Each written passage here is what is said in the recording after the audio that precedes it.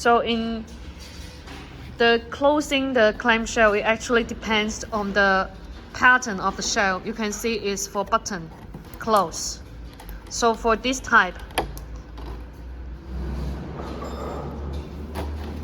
for this section, we have special design for close the button.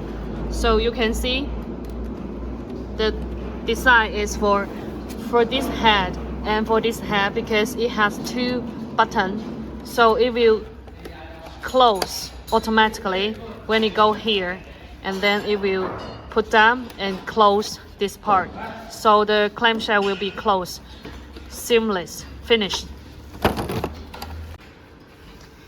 For this pattern of clamshell, it's automatically, 你把它合起来.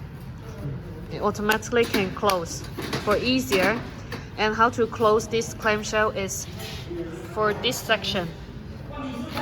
When it goes through, and it will automatically close. For this part, automatically sealed, and then it finished.